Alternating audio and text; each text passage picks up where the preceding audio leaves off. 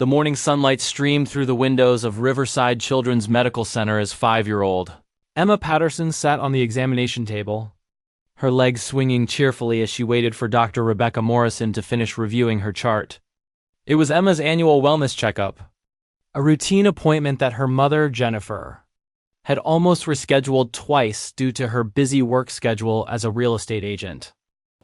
Well, Emma, you look absolutely perfect to me, Dr. Morrison announced with a warm smile, setting down her stethoscope after completing the standard examination. Heart sounds great, lungs are clear, reflexes are normal. You're growing beautifully, and I don't see any concerns whatsoever. Jennifer felt a wave of relief wash over her.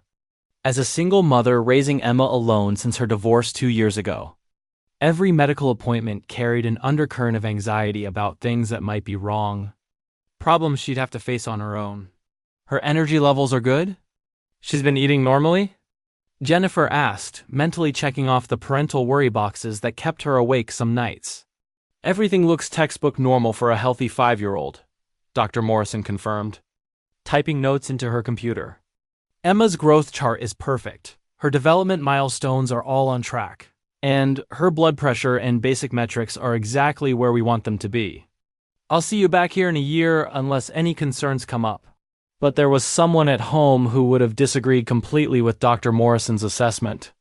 Duke, the family's 3-year-old German Shepherd, had been exhibiting increasingly strange behavior around Emma for the past 6 months. Behavior that the family had dismissed as the dog being overly protective or simply developing quirky habits. Duke had joined the Patterson family as a puppy when Emma was just 2 years old. Jennifer had adopted him from a local rescue organization that specialized in finding homes for dogs who had been surrendered by military families. During relocations, Duke's previous handler had been deployed overseas and couldn't arrange for the dog's care. Despite the obvious bond between them, from the beginning, Duke had shown remarkable intelligence and an almost supernatural connection to Emma's emotional state.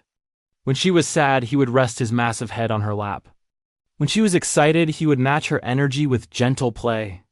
When she was scared during thunderstorms, Duke would position himself as a barrier between Emma and whatever frightened her.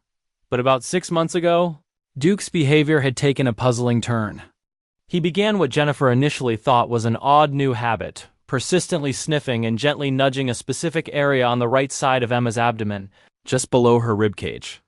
The behavior was so consistent and focused that Jennifer had initially worried Duke might be developing some kind of obsessive disorder.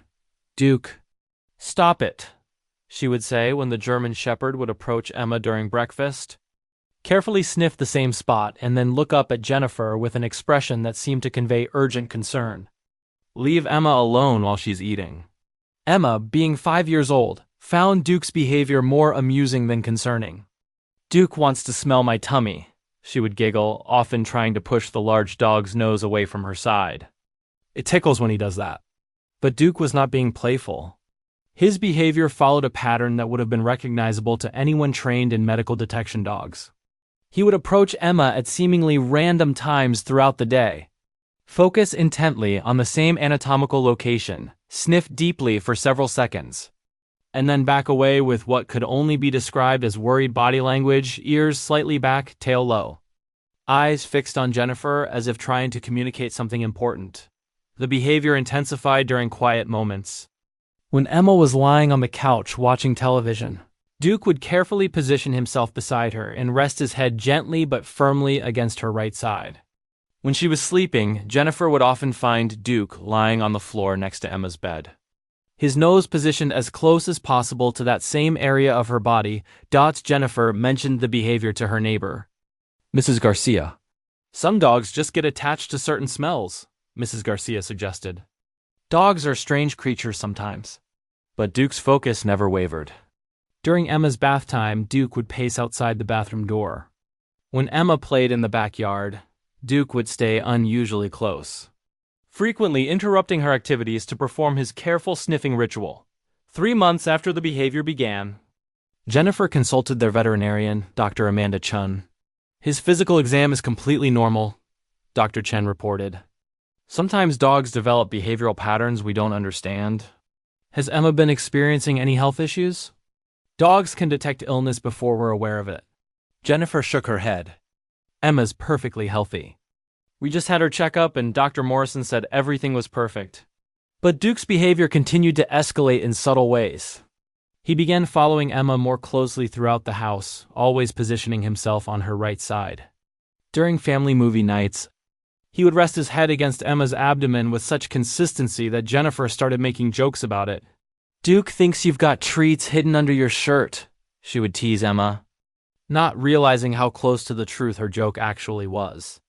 Duke's nose was detecting something cellular changes occurring in Emma's body that were invisible to human senses, but unmistakable to his sophisticated olfactory system. The German Shepherd's behavior reached a critical point on a Saturday morning in early October, exactly 6 months after it had begun.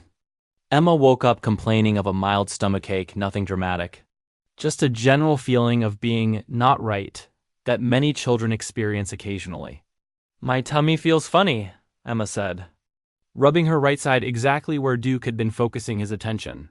Jennifer felt a cold spike of anxiety. The location Emma was indicating was precisely the spot that Duke had been obsessed with for months. For the first time, she began to wonder if Duke's behavior might be more than just a quirky habit. Duke seemed to sense the significance of the moment. As Emma described her discomfort, the German Shepherd approached her with unusual urgency, sniffing the area she had touched and then looking directly at Jennifer with an expression of unmistakable alarm. "Mom." "Duke's doing the smell thing again," Emma observed. "But he looks worried."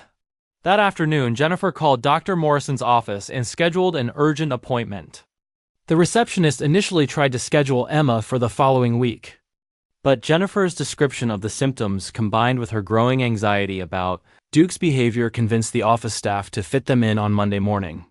"I know this might sound crazy," Jennifer explained to Dr. Morrison during the appointment, "but our dog has been acting strangely around Emma for 6 months. He keeps sniffing the same spot where she's now having discomfort." Dr. Morrison listened politely but didn't appear particularly concerned. Dogs often react to changes in routine or environment. Emma's complaint is pretty vague. Mild abdominal discomfort is one of the most common childhood complaints we see.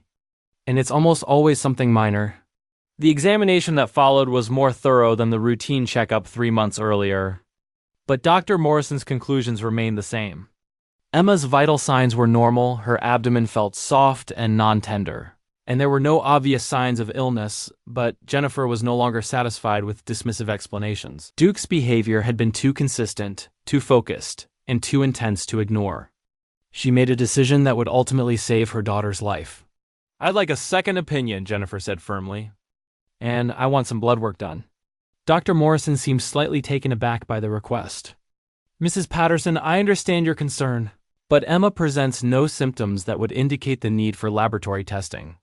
Her examination is completely normal." "Then humor me," Jennifer replied. "Duke's behavior has been so unusual that I need to rule out any medical explanations. Even if the tests show nothing, at least I'll have peace of mind." Reluctantly, Dr. Morrison agreed to order a basic blood panel. "We can have the results back in 2 days," she said. "But I'm confident they'll be normal." Those 2 days felt like an eternity to Jennifer. Duke's behavior continued to intensify, and Emma began experiencing occasional fatigue that was unusual for her typically high-energy personality.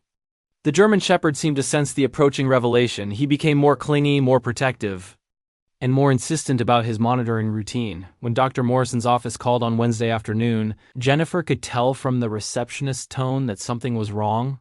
"Dr. Morrison would like you to come in today to discuss Emma's lab results," the receptionist said carefully. "Can you be here within the hour?" The drive to the medical center felt like the longest 20 minutes of Jennifer's life. Duke, who usually enjoyed car rides, sat tensely in the back seat. His attention focused entirely on Emma, who was singing quietly to herself, unaware of the gravity of the situation unfolding around her. Dr. Morrison's expression when they entered her office confirmed Jennifer's worst fears. The usually confident physician looked troubled and uncertain. "Emma's blood work shows some abnormalities that I want to discuss with you," Dr. Morrison began carefully. "Her white blood cell count is significantly elevated, and there are some unusual cell types present that concern me. Jennifer felt the room spinning around her. What does that mean? It could indicate several different conditions. But given the specific pattern we're seeing, I want to refer you immediately to a pediatric hematologist for further testing. Dr. Sarah Williams at Children's Hospital is expecting your call this afternoon. The word Jennifer had been dreading finally came. We need to rule out leukemia. Emma, who had been playing with a toy in the corner of the office, looked up at the sound of the unfamiliar word. What's leukemia, Mommy? Jennifer knelt beside her daughter, fighting to keep her voice steady.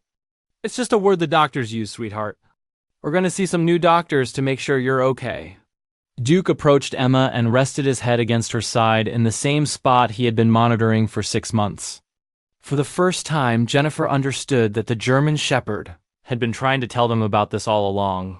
The appointment with Dr. Williams led to a series of more sophisticated tests: bone marrow biopsy, flow cytometry, genetic analysis that confirmed the diagnosis Jennifer had been dreading.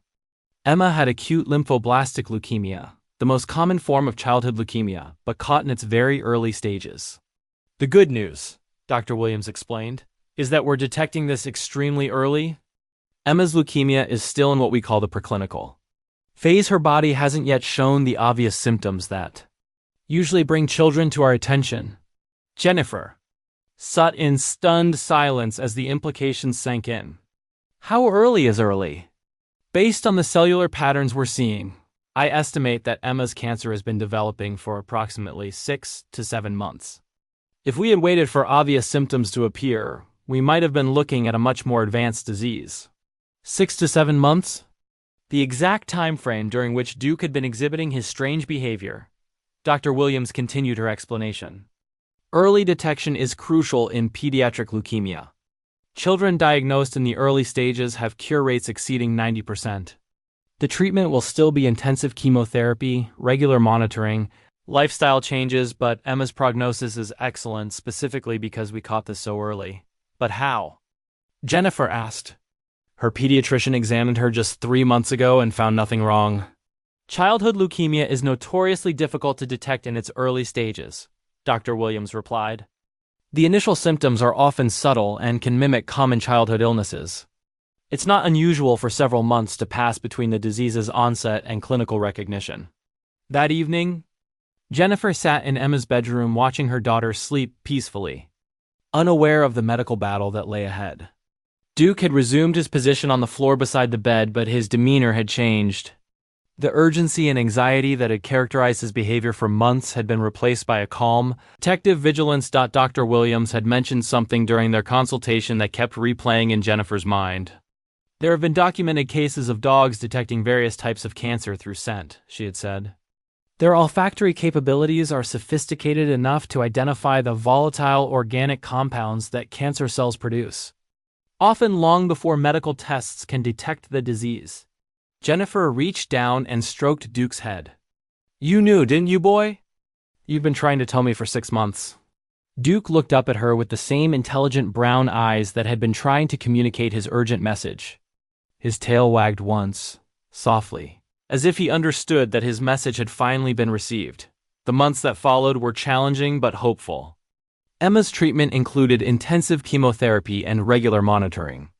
Duke adapted perfectly, providing comfort during difficult days and seeming to understand when Emma needed extra support.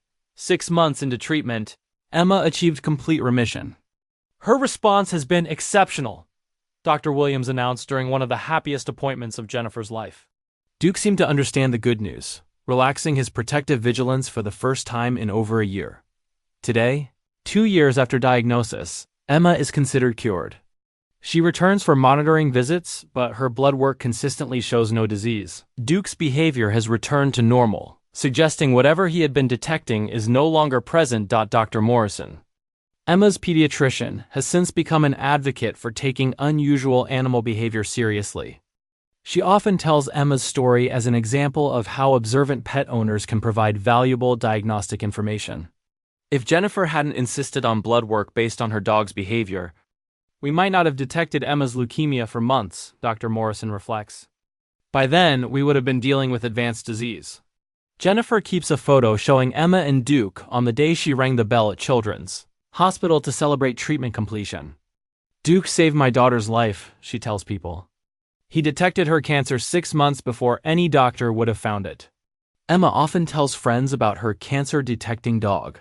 Duke is the smartest dog in the world, she announces. He could smell my sickness before I knew I was sick. He's the reason I'm healthy now. Their story serves as a powerful reminder that medical detection doesn't always come from sophisticated technology.